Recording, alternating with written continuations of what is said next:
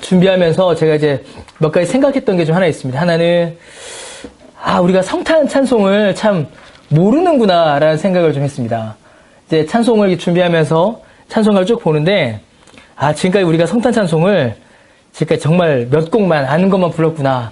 이런 생각이 좀 들었습니다. 이 말이 뭐냐면, 성탄에 대한 말씀을 우리가 자세히 다 살피지 못했다라는 말씀도 마찬가지겠죠.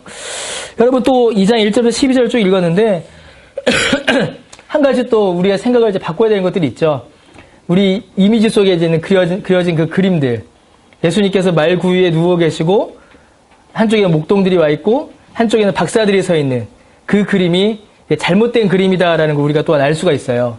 왜죠? 11절에 보니까 박사들이 어디로 가요? 11절에 집에 들어와 라고 되어 있죠. 그러니까 이때는 이미 이제 예수님이 아마 돌이 지났을 때가 아닐까라고 많이 학자들은 추측합니다. 그러니까 우리가 성탄에 대하여 우리가 너무 쉽게만 우리의 상상으로만 이제 그려지는 것들이 너무 많아요. 예수님이 누구시며 무슨 일을 행하시는가를 우리는 예수님의 이름, 곧 예수라는 그 이름과 임마누엘이라는 그 이름을 통하여서 살펴봤습니다. 앞에 한 8번의 설교를 딱 줄이면 예수님은 자기 백성을 저희 죄에서 구원하시려 우리에게 오신, 우리와 함께 하시는 하나님. 그게 바로 예수님이시죠.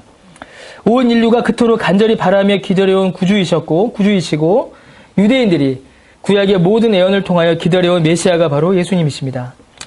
마태는 예수님의 출생에 대하여 기록합니다. 근데 누가복음하고 이제 그 출생에 대한 그 관점이 좀 다르죠. 누가는 이제 세세히 누가 왔고 어떤 일이 있었고 이런 세세히 기록하는데 마태는 이제 그렇게 기록을 하지는 않습니다. 특별히 마태복음 2장에서 마태는 예수님의 출생을 기록을 하는데 관점이 달라요.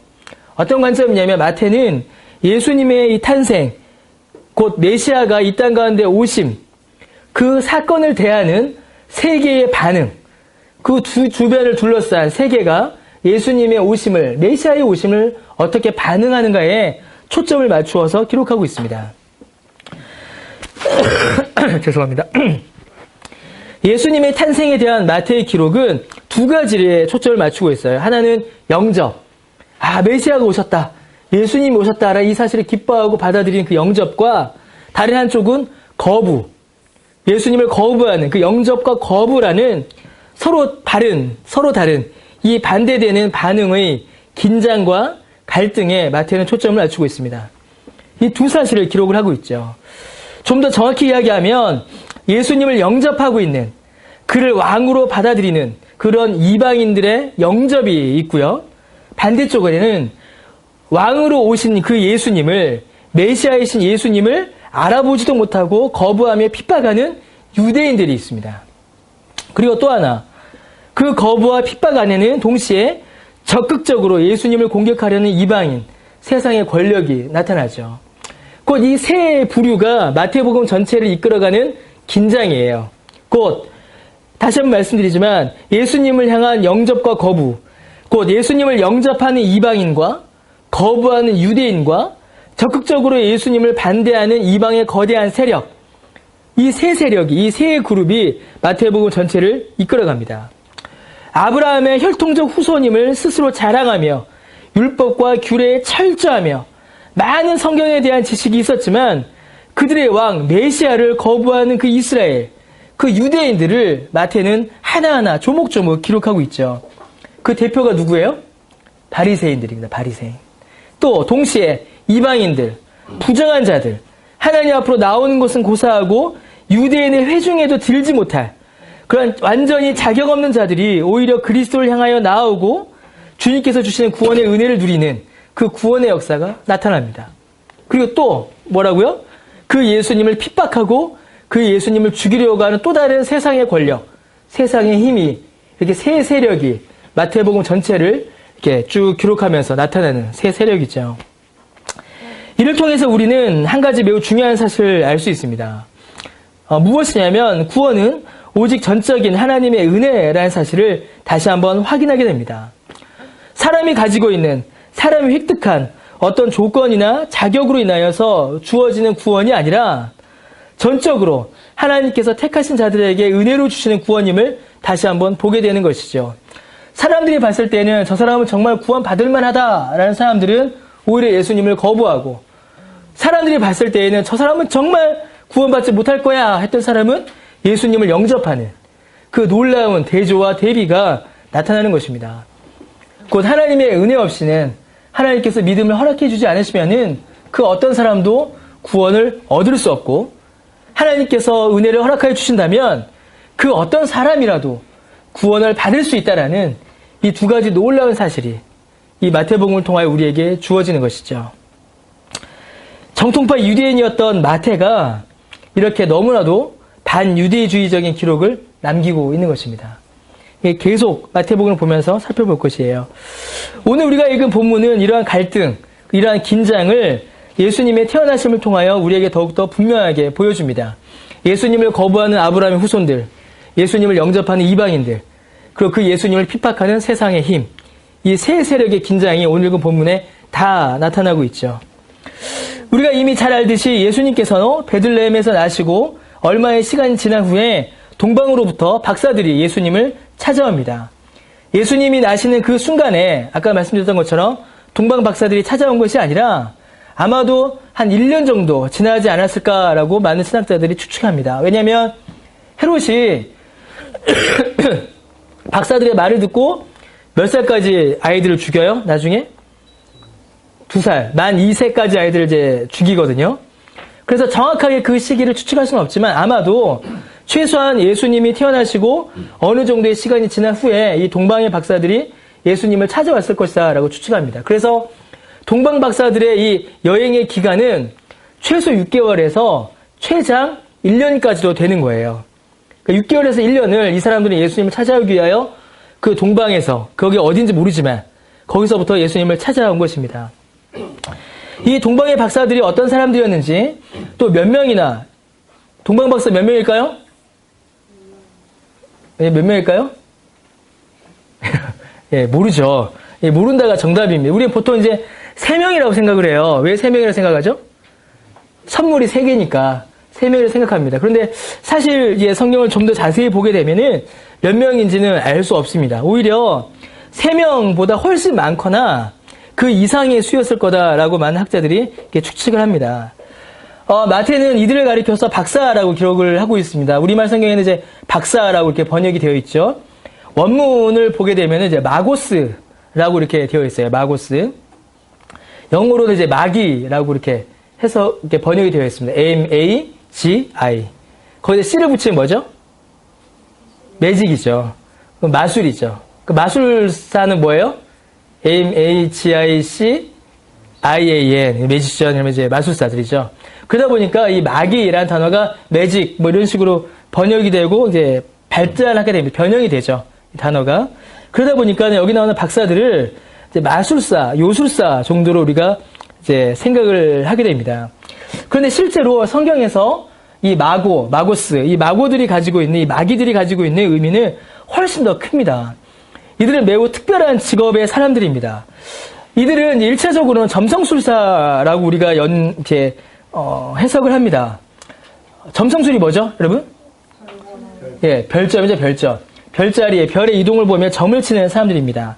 하늘의 별의 움직임을 관찰하고 연구하여 미래의 일을 점치는 자들, 이 사람들이 바로 이 마고들이었습니다. 그런데 그들은 단순히 점쟁이라고 하기에는 그들이 행하던 일들, 그들이 끼친 영향력이 훨씬 더 많았습니다.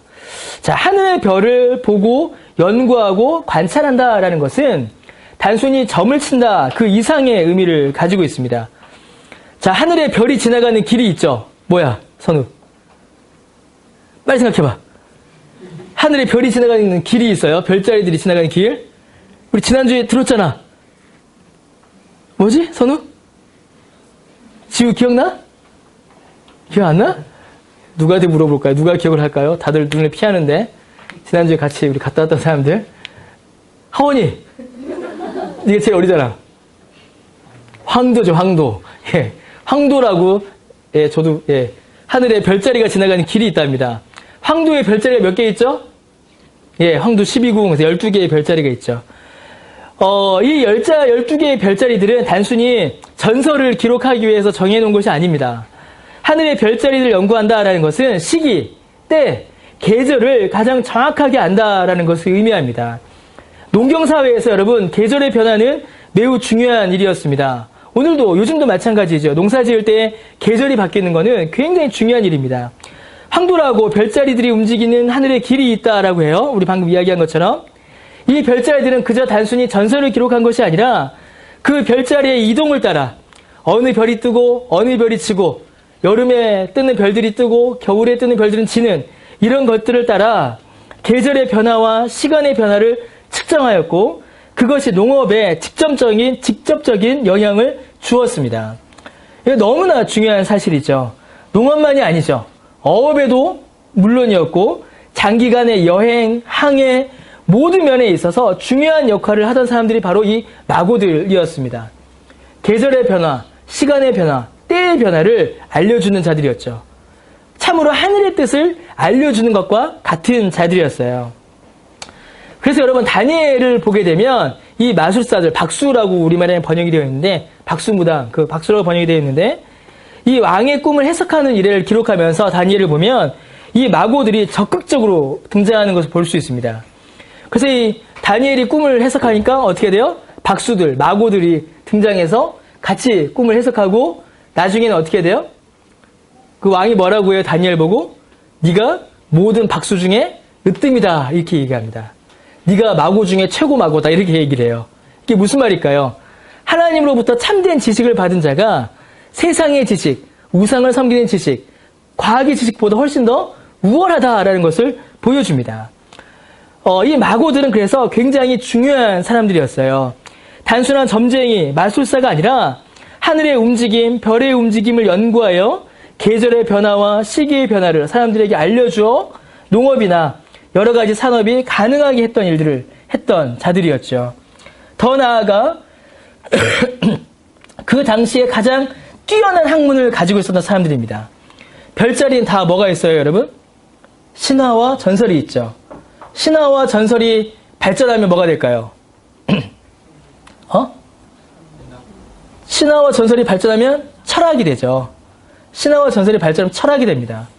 신화와 전설을 연구했다라는 것은 그들이 그 당시에 가장 뛰어난 철학자요, 지혜자였다라는 것을 의미해요. 과학을 집대성한 자들이었습니다. 그래서 어떤 영어 성경에 보면은 이 박사들을 뭐라고 영어 성경에 번역해 놓냐면 wise man이라고 번역해 놓은 책들도 있어요. 현자, 지혜로운 자들이라는 뜻이죠. 이들은 왕이 자문을 구하던 자들이었습니다. 당시의 모든 지식과 지혜, 철학과 신화를 통달한 지혜 있는 자들이었어요. 매우 유력하였고 중요한 사람들이었습니다. 그러므로 지금 이 동방의 박사들이 예수님을 찾아온 이 사건은 우리가 영화나 연극에서 보고 상상했던 것들보다 훨씬 더 크고 공적인 사건이라는 것을 우리는 알아야 합니다. 우리 보통 영화나 연극 보면 어떻게 해요? 어두운 밤에 동방박사 세 사람이 조용히 와서 선물을 드리고 가죠. 그런데 그런 의미가 아니라는 것입니다. 이들은 밤에 오지 않았어요. 이들은 대낮에 왔고 이들은 조용히 오지 않았고요. 이들은 크게 왔습니다. 사사로이 오지 않았고 이들은 공적으로 왔어요. 어떤 신학자는 이 동방박사들은 한 나라의 사람들이 아니라 동방이라는 어떤 지역, 지금으로 치면 아시아겠죠? 아시아 대륙의 여러 나라에서 대표들을 뽑아서 모여온 것이라고 추석하기도 합니다. 각 나라에서 대표들이 모여서 한 명씩 왔다라는 것이죠. 상당히 설득력 있는 주장이에요. 실제 이들의 행차, 이들의 방문은 그래서 어떤 개개인의 사사로운 방문, 어떤 사람이 우리가 그런 일 있잖아요. 누가 애 낳으면은 산부인과에 병문안 가는 그런 사사로운 방문이 아니라 한 나라의 사절단들, 한 나라의 사신단들의 방문이라는 것입니다. 매우 공적이고 큰 규모의 행차였을 것입니다. 그것도 누굴 찾아왔어요, 이들이? 유대인의 왕을 찾아옵니다. 곧 이 동방박사들의 방문은 왕이 왕에게 예물을 바치기 위하여 보낸 왕의 사절단인 것입니다. 규모가 결코 작지 않았습니다. 사사롭지 않았고 공적이었어요. 그래서 3절에 보면은 어떤 일이 벌어져요? 그들은 헤롯 왕을 찾아가지도 않습니다. 이 부분은 우리가 다음 주에 살펴볼 텐데 이 동방박사들은 헤롯 왕을 찾아가지도 않아요. 그런데도 불구하고 이미 그들이 도착해 있다는 것을 헤롯 왕이 알았습니다. 이들이 왕에게 이 헤롯이 누구예요? The Herod the Great라고 영어에서 많이 번역되어 있어요. 위대한 헤롯 왕입니다. 그런데도 불구하고 이들은 헤롯 왕을 찾아가지도 않았고 누가 헤롯 왕에게 알려주지도 않았음에도 불구하고 헤롯 왕이 알 정도로 알고 있었습니다. 물론 그들이 전한 소식, 이들이 유대인의 왕을 찾아왔다는 소식 때문이긴 하지만 3절에 보니까 헤롯 왕만이 아니라 온 예루살렘 사람들이 듣고 소동하는 일이 벌어집니다. 이들의 방문이, 이 동방박사들의 방문이 작고 은밀하고 비밀스럽고 사적인 일이 아니라 온 예루살렘이 듣고 소란할 정도로 왕이 먼저 할 정도의 크고 공적이고 아주 넓은 일이었다라는 것을 우리가 알 수 있는 것이죠. 공적이고 대대적인 사건인 것입니다. 왕에게 왕의 탄생을 축하하며 보낸 사절단이에요. 그래서 어떤 주석에 보면은 지금 이 동방박사들의 방문은 솔로몬 때의 재현이다라고 주석하는 주석가도 있습니다. 솔로몬 왕 때 무슨 일이 있었어요? 주변의 모든 국가들이 솔로몬에게 뭘 바쳐요? 조공을 바치죠. 온 땅의 사신들이 와서 솔로몬에게 조공을 바치고 예를 표하고 솔로몬에게 존경을 표합니다. 그 일이 지금 반복되고 있는 것이에요. 그러니까 지금 유대 땅 예루살렘에서 얼마나 큰 일이 일어나고 있는 건지 모릅니다. 결코 작은 일이 아닌 것이죠. 누가복음에 보면은 어떤 일이 벌어지냐면 누가복음에 보면 헤롯을 가리켜서 유대의 왕이라고 합니다. 유대 지역을 다스리는 왕이다라고 설명합니다. 그런데 이 사신들이 누굴 찾아와요? 예수님을 가리켜 뭐라고 합니까? 2절에 유대인의 왕을 찾아옵니다. 이들은 지금 유대의 왕, 유대 땅의 왕이 아니라 유대인의 왕을 찾아온 것입니다. 그들이 찾아온 왕은 바로 유대인의 왕이었습니다. 어떤 왕이에요? 유대인의 왕, 다윗과 같은 왕을 가리킵니다. 솔로몬과 같은 왕을 가리키는 것이죠. 곧 메시아를 말합니다. 메시아를 찾아온 것이에요. 이방인들인 하늘의 별을 보며 점을 치던 이방의 점성술사들이, 이방의 지식과 지혜가 충만한 이들이 유대인의 왕, 곧 메시아를 찾아온 것입니다.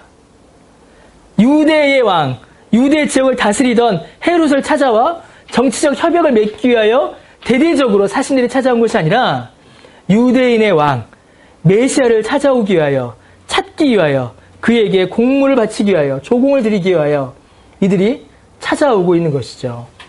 그러니까 지금 이 장면은 우리가 정말 큰 장면으로 보셔야 돼요.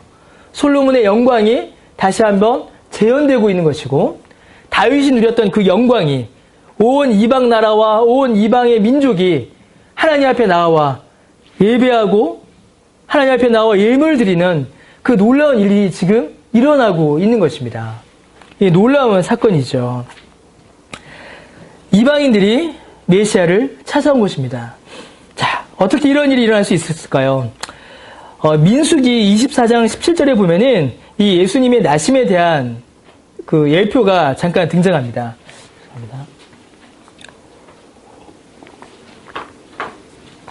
민수기 24장 17절에 보면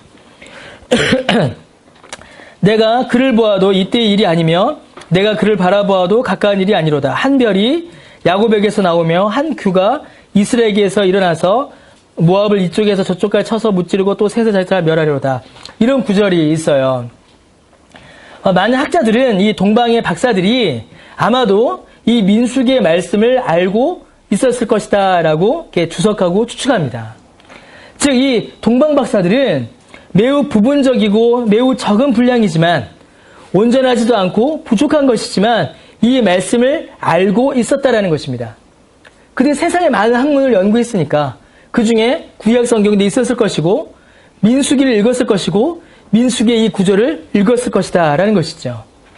그리고 이 한 구절을 알고 있던 이들에게 별이 보인 것이에요. 그리고 그 별을 봤을 때에 이 동방의 박사들이 말씀에 반응하여 메시아를, 이스라엘의 왕을, 유대인의 왕을 찾아온 것입니다. 이거 매우 중요한 것이죠. 동방의 박사들이 뭐라고 말해요? 한 별을 봤다. 별을 보니 놀라운 일이 벌어질 것 같다. 위대한 사람이 태어날 것 같다. 우리가 그 사람 찾아왔다. 이렇게 말하지 않습니다. 이 동방의 박사들이 뭐라고 이야기하냐면 정확하게 이야기하죠. 유대인의 왕을 찾으러 왔다라고 이야기합니다. 곧 이들의 머릿속에, 이들의 생각 속에는 하나님께서 약속하신 이 유대인의 왕, 메시아의 나심에 대한 이 말씀에 대한 이해가 그들의 머릿속에 있었던 것입니다.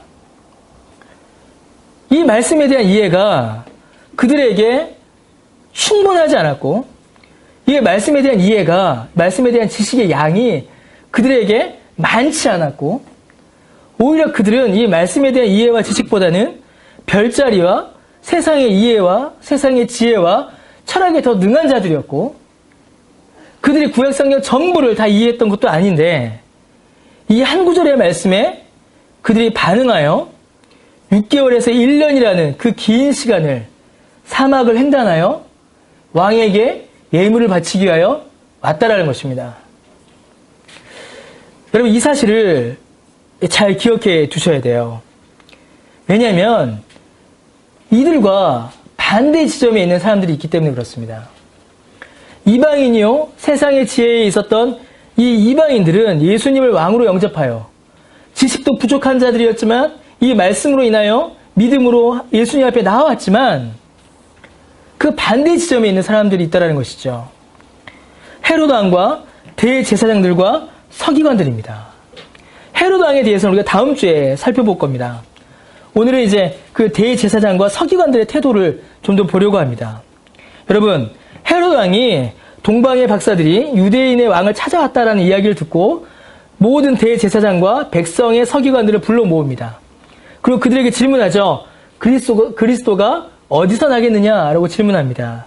자, 여러분, 대제사장과 서기관들은 당시 유대 사회의 지도자 그룹이었어요. 그런데 이들은 양극에 있었던 사람입니다. 양극단에 있었던 사람이에요. 대제사장들은 어떤 사람들이었을까요? 성경에 보면 대제사장들을 가리켜서 사두개인이라고 합니다. 사두개인. 이들은 사두개인들이었어요. 이들은 자신들이 누리고 있는 현재의 지위와 기득권을 유지하기 위해서 어땠을까요? 친로마적 성향이 강했습니다. 그 수구 세력이다라고 하죠. 수구 세력이었어요. 그래서 이들은 현세의 만족, 현세의 삶을 굉장히 강조했습니다. 그래서 죽음 이후의 삶은 물론이고 심지어는 부활 역시 없다라고 주장하던 자들이 이 사두개인들이었어요. 이들이 대제사장 그룹을 이루고 있었습니다. 그러니까 대제사장은 원래 어떻게 되죠? 반차, 순세대를 쫓아서 해야 되는데 이들이 아예 독점을 하고 있었던 거예요. 그리고 이들은 성경 중에 모세 오경만을 성경이라고 믿던 자들입니다. 이들이 한 세력이었어요. 반대로 서기관들이 있었습니다. 여기 서기관들이 등장하죠. 이 서기관들은 어떤 사람들이었을까요? 마태복음에 아주 유명한 한 부류의 사람들이 있죠. 이 서기관들은 바로 바리새인들이었습니다. 이 바리새인들은 성경의 가르침을 굉장히 견고하게 붙잡고 있었던 사람들이죠. 아주 보수적인 성경 교사들이었습니다. 그리고 반로마적 성향이 굉장히 강했고 이스라엘의 독립을 요구하던 자들이었습니다. 그래서 이들을 가리켜서는 아주 진보적인 엘리트 집단이었다 이렇게 이야기를 해요. 정치적으로 진보적이라는 이야기입니다. 성경, 율법을 지키는 일에 굉장히 강했고 민족주의적 성향도 굉장히 강했죠. 사두개인들은 로마나 그리스의 문화를 받아들이는 데 주저하지 않았습니다. 그러나 이 바리새인들, 서기관들은 절대로 받아들이지 않고 유대의 문화를 견고하게 붙잡는 아주 엘리트 집단이었어요. 그래서 이 서기관 세력과 대제사장 세력, 바리새인과 사두개인들은 서로 섞이지 않았습니다. 굉장한 적대 관계에 있었어요.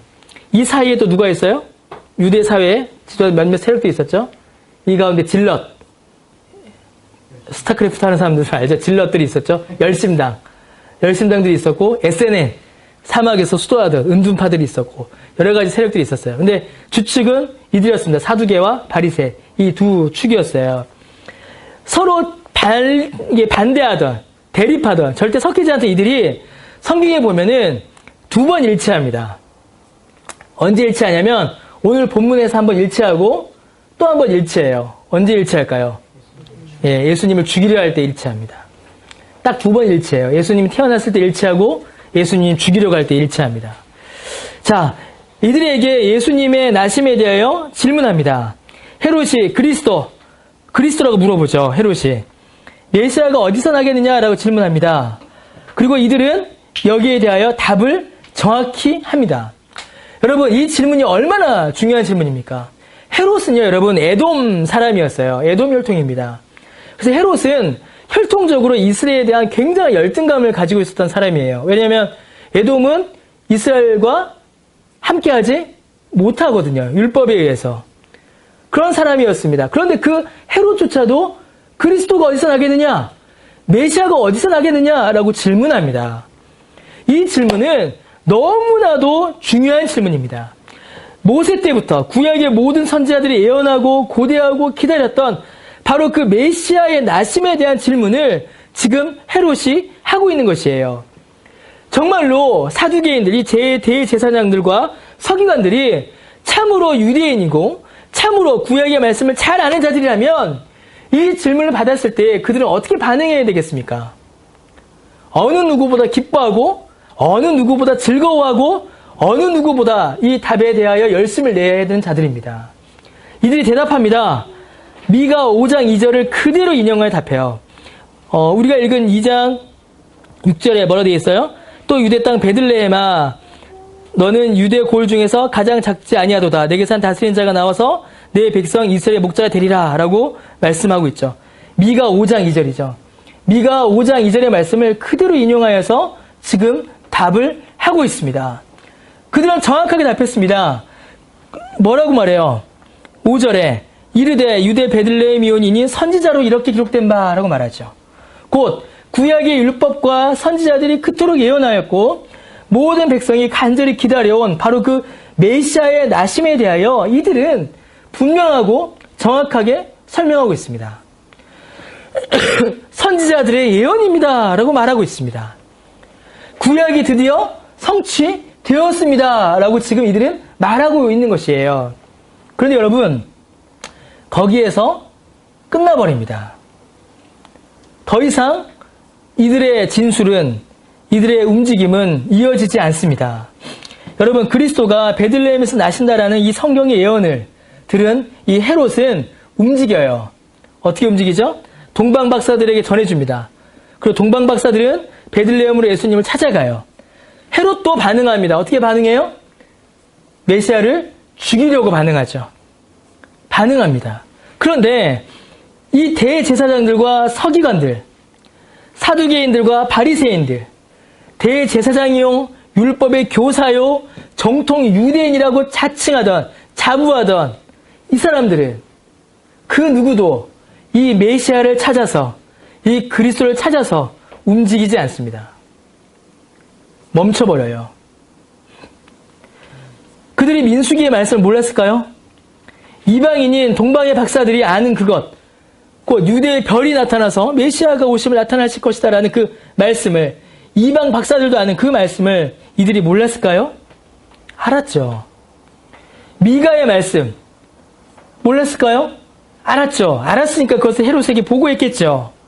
그런데 그들은 그 말씀을 알았지만 그 말씀을 믿지는 못했습니다. 여러분, 이게 너무 중요합니다. 단순히 믿지 못한 것만이 아닙니다. 눈앞에 메시아가 오셨다, 그리스도가 태어나셨다 라고 이방 사람들이 말하고, 심지어 헤롯마저도, 에돔 사람이 헤롯마저도 그렇게 이야기하고 있는데, 그 일이 실제로 눈앞에서 벌어지고 있는데 그들은 그것을 보지도 못하고 깨닫지도 못하고 그냥 거기서 멈춰버립니다. 그토록 많은 성경에 대한 지식, 그토록 많은 경험, 연륜, 높은 사회적 지위, 부와 명예, 사람들의 존경을 그들은 받고 있었지만 어느 누구보다 경건하다, 11조를 2번 하고 금식을 일주일에 2번 하고 사람들이 모이는 곳에서 어떻게 해요? 머리에 재를 뿌리면서 나는 금식기도 한다라고 자신을 드러내던 그들이 예수 그리스도를, 메시아를 찾지 않고 있는 것입니다. 그들은 그리스도의 나심에 대하여 그 어느 누구보다도 많은 지식과 정확한 정보를 가지고 있었지만, 그 지식을 알고는 있었지만 그 지식을 믿지는 않았습니다. 그들은 지식은 있었지만 그것을 자신의 신앙으로 고백하지는 않고 있는 것입니다. 그들은 그 말씀을 알고는 있었지만 그 말씀대로 살아가는 일은 그들 안에서 전혀 나타나지 않은 것입니다. 여러분, 이것은 성경이 말하는 참된 지식도 참된 믿음도 아닙니다. 여러분, 얼마나 많이 아는가가 우리의 믿음을 결정하지 않습니다.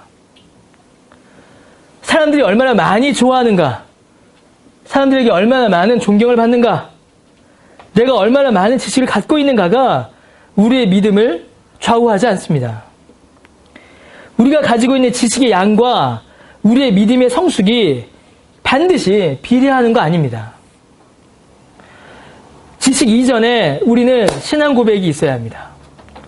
예수를 구주로 믿고 성경을 하나님의 말씀으로 믿는 자에게는 성경의 지식이, 신학적 지식이 경건과 성숙으로 열매 맺지만, 예수를 구주로 믿지도 성경을 하나님의 말씀으로 참된 신앙을 고백하지 않는 자에게는 성경과 신학의 그 수많은 지식이 그저 장식품에 불과하거나 남도 속이고 자신도 속이는 허물에 불과할 뿐입니다. 지식이 우리의 믿음의 성숙을 결정하지 않습니다. 그래서 여러분, 신학은 누가 그랬다죠? 신학은 학문이 아니라 교리이다라고 했다고 합니다. 교리. 근데 이 교리라는 번역도 좀 그래요. 이제 도그마죠. 원래 정확히 번역하면 도그마입니다. 신학은 뭐예요? 학문이 아니라 도그마. 교리예요. 왜 교리? 교리의 말도 우리나라 말은 교리라고 하면 좀 철학적 개념이 강한데 도그마라는 말이 맞죠. 도그마가 뭐예요? 삶의 규범입니다. 단순히 지식으로만 남아있는 것이 아니라 그 지식이 그 사람의 삶과 철학을 결정하는 것. 그게 도그마예요. 여러분, 신학은, 하나님을 아는 지식은 그저 학문으로 그치는 것이 아닙니다. 우리의 삶의 철학을 결정하는 것이고 우리의 삶의 방향을 결정하는 것이며 내 심령의 신앙 고백입니다. 여러분, 신학은 단순히 얼마나 많이 아느냐를 논하는 학문이 아닙니다. 내가 얼마나 정확히 알고 있고 내가 얼마나 많은 신학자들의 이름을 외우고 있으며 내가 얼마나 많은 책을 읽었는가를 자랑하는 게 신학이 아닙니다. 신학은, 우리의 믿음은, 신앙은 하나님께서 내게 알려주신 것들을 믿음으로 고백하느냐, 그것을 내 신앙의 고백으로 받느냐, 그 말씀에 내가 순종하느냐를 고백하는 것. 그게 신앙입니다. 그게 신학입니다. 지식의 양이 아니라 지식에 대한 동의, 고백, 그 말씀 앞에 나를 드리는 일이 바로 참된 신앙의 모습입니다. 여러분, 단 한 줄의 말씀이라도 그것을 믿고 자신을 드렸던 동방의 박사들이 있었습니다. 그들이 얼마나 굳건한 믿음, 얼마나 확신한 확신을 가졌는지는 알 수 없어요. 의심했을 수 있습니다, 이들이. 그쵸? 의심했을 수 있어요. 그리고 이들은 그 말씀을 여러 가지 신화 중에 하나로 생각했을 수도 있어요. 그럼 어떻게 했죠, 이들은? 움직였습니다. 움직였어요. 여러분, 예수님께서 말씀하시죠. 겨자씨만한 믿음이 과연 뭘까요? 이 믿음을 가리키는 겁니다. 겨자씨만한 믿음. 움직이는 믿음이에요. 수많은 지식을 가졌던 사람들이 있습니다. 풍성한 지식을 알고 있었던 사람들이 있었어요. 율법과 규례에 능했던 자들이 있었고, 제사에 능했던 자들이 있었고, 토라를 완벽하게 외우던 자들이 있었습니다. 그러나 그들은 자신을 드리지 않았습니다. 많은 지식이 있고 많은 경험이 있지만 그들은 하나님의 말씀에 자기 자신을 드리지 않았고 그 말씀에 순종하여 자신의 삶을 한 발자국도 움직이지 않았습니다. 여러분, 어느 게 참된 믿음일까요? 어느 게 하나님께서 기뻐하시는 믿음일까요? 여러분, 오늘날 우리의 모습은 어떻습니까? 여러분, 우리의 신앙은 도대체 어떤 모습일까요? 신앙을 고백하며 그 말씀의 인도하심에 나 자신을 들여 순종하는 신앙입니까? 아니면 쌓아놓은 책들로, 머릿속에 담아놓은 지식으로, 사람들의 인정과 존경과 인기로 내 신앙의 내용을 삼는 믿는 척하는 신앙입니까? 하나님의 말씀을 하나님의 말씀으로 믿어 붙잡고 그 말씀에 순종하며 나아가는 믿음입니까? 아니면 지식은 있지만 그 지식과는 상관없이 여전히 내 마음대로 내 뜻대로 살아가며 성경과 신학에 대한 지식이 그저 나를 높이고 다른 사람들보다 나를 우월하게 만드는 그런 장식품으로만 존재하는 그런 신앙입니까? 여러분, 우리 혹시 그렇게 신앙생활하고 있지 않습니까? 우리 혹시 그렇게 살고 있지 않나요? 하나님의 말씀에 그른 것을 그르다, 하나님의 말씀에 옳은 것을 옳다라고 말하고 그렇게 살아가기보다 내가 이렇게 말했을 때, 내가 이렇게 행동했을 때 사람들이 과연 나를 어떻게 볼까? 사람들이 과연 나를 어떻게 생각할까? 거기에 더 관심을 갖고 거기에 더 주저하는 그런 신앙을 살아가고 있지 않습니까? 분명한 성경적 원리가 있음에도 불구하고 그 성경적 원리를 말하고 그 성경적 원리에 순종하기보다는 그냥 사람들 입맛에 맞는 이야기를 하고 그 사람들 입맛에 맞추기 위하여 내 말을 얼마든지 바꾸는 그런 신앙생활 혹시 하고 있지 않습니까? 주님이 오시고 성경의 말씀을 읽으면서도 귀를 막고 눈을 막고 생각을 막아 그리스도에게는 전혀 무관심했던 이 대제사장들과 서기관들처럼 우리도 우리의 심령을 향하여 주시는 하나님의 말씀에 귀를 막고 마음 문을 닫고 생각을 막아 그냥 내 뜻과 내 생각대로만 살아가기로 주장하고 고집하는 바로 그런 사람들 아닌가. 우리가 그렇게 살고 있지 않나, 제가 그렇게 살고 있지 않나 돌아보게 됩니다. 예수님께서는 누가복음 7장에서 바리새인과 율법 교사들을 향하여 말씀하십니다. 누가복음 7장 31절과 32절에 또 이르시되 이 세대의 사람을 무엇으로 비유할까? 무엇과 같은가? 비유하건대 아이들이 장터에 앉아 서로 불러 이르되 우리가 너를 향하여 피리를 불어도 너희가 춤추지 않고 우리가 곡하여도 너희가 울지 아니하였도다 함과 같도다 라고 말씀하세요. 오늘날 교회의 모습이죠. 오늘날 교회들의 모습입니다. 교회 안에서 오히려 성경에 눈과 귀를 닫아버려요. 그리스도의 말씀을 들으려 하지 않고 그의 말씀에 순종하려 하지 않습니다.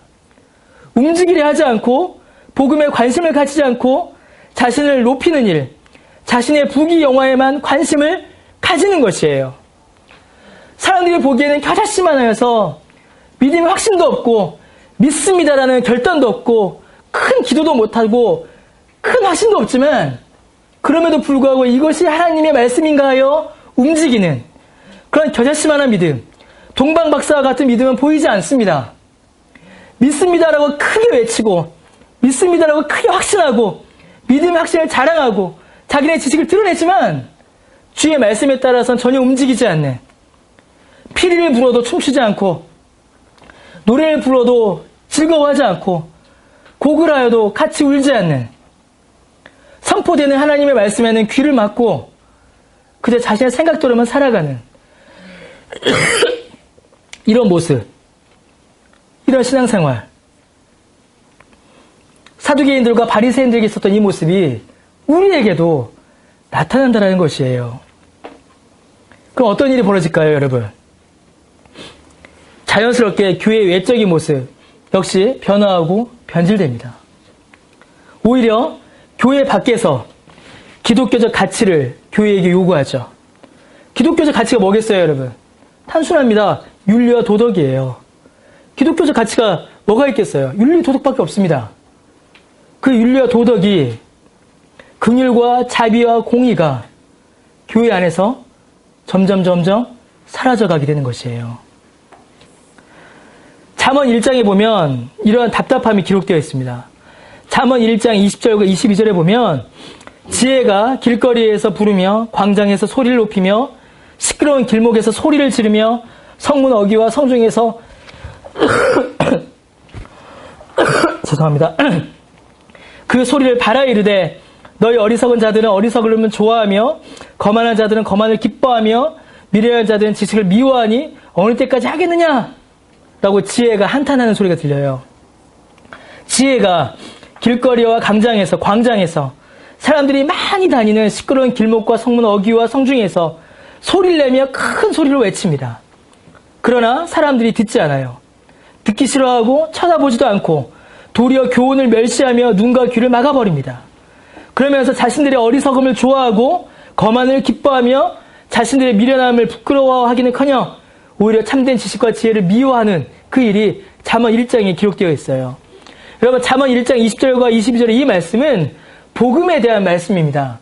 복음이 선포될 때에 사람들에게서 나오는 일반적인 반응을 가리켜요. 사람들은, 우리 모두는 우리가 그랬죠. 그가 착한 사람이든 나쁜 사람이든 부자든 가난한 자든 유식한 사람이든 무식한 사람이든 복음이 전해질 때에 참된 지혜의 말씀이 선포될 때에 그 복음 듣기를 싫어하고 자신의 지식에 자신의 처지에 만족하려 합니다. 그러나 여러분, 이 모습은 불신자들에게만 그치는 것이 아니에요. 복음에 대하여 사람들이 대하는 자세만으로 그치는 것이 아닙니다. 오늘 우리가 읽은 본문에 나온 대제사장들과 서기관들의 모습이에요. 이들이 잠언 몰랐겠습니까? 잠언 아는 자들이란 말이죠. 하나님의 말씀에 귀를 막아버린 우리들의 모습입니다. 우리가 하나님의 말씀에 대하여 잠언의 경고와 같은 그런 모습을 가지지 않는다고 어떻게 자부할 수 있겠어요? 하나님의 말씀에 귀를 완전히 열어놓고 그 말씀이 내 마음에 심겨 그 말씀에 순종하여 그 말씀대로 살아간다라고 우리가 어떻게 말할 수 있겠습니까? 내가 하나님의 말씀을 다 듣고 이해하며 적극적으로 순종하는 삶을 산다라고 우리가 어떻게 자랑할 수 있겠어요? 오히려 아닌 모습만 보일 뿐입니다. 여러분, 그러면 어떻게 해야 될까요? 어떻게 해야 그 말씀 들을 수 있으며 어떻게 해야 그 말씀 앞에 자신을 돌이킬 수 있을까요? 잠언 1장 23절에 나의 책망을 듣고 돌이키라. 내가 나의 영을 너희에게 부어주며 내 말을 너희에게 보이리라 라고 말씀하십니다. 물론 그 뒤로도 사람들이 지혜를 거부해요. 그러나 지혜가, 여기서 나온 지혜는 그리스도를 뜻한다라고 해요. 그리스도께서 우리에게 약속하십니다. 내가 나의 영을 너희에게 부어주겠다. 내가 나의 영을 너희에게 부어주겠다라고 말할 수 있는 자가 성경에 과연 누가 있겠어요? 이거 솔로몬이 썼으니까 솔로몬이 이 말 할 수 있습니까? 못합니다. 오직 하나님만, 그리스도만 이 말씀을 하실 수 있는 것이에요. 방법은 하나밖에 없습니다. 하나님께서 하나님의 영을, 성령을 우리에게 부어주시며 하나님의 말씀을 우리에게 보여주시는 것밖에 없습니다. 하나님께서 하나님의 말씀을 우리의 귀에 들려주시고 우리의 눈에 보여주시며 들려주고 보여주는 그 말씀을 성령께서 우리에게 깨닫게 하실 때에 우리가 그 말씀을 이해하고 마음밭에 심겨질 수 있도록 성령께서 우리의 어두워진 마음을 밝혀주시고 단단해진 마음을 부드럽게 해주시는 것 외에는 어떤 방법도 없는 것입니다. 지식이 많다고 해서 되는 것이 아니에요. 사람들 보기에 존경받은 일을 많이 했다고 되는 것도 아닙니다. 교회를 오래 다녔다고 해서 되는 것도 아니에요. 직분이 올라갔다고 해서 되는 것도 아닙니다. 신학교 졸업했다고 해서 되는 것도 아닙니다. 목사라고 교수라고 해서 되는 것도 아니고 장로라고 집사라고 해서 되는 것도 아닙니다. 성령께서 그 10년 가운데 은혜 주셔야만 가능한 것입니다. 그러니까 어떤 일이 벌어졌죠? 동방에서 별을 보고 점을 치던 그들이 그 한 줄의 말씀으로도 예수 앞에 나오는 일이 벌어지는 것이에요.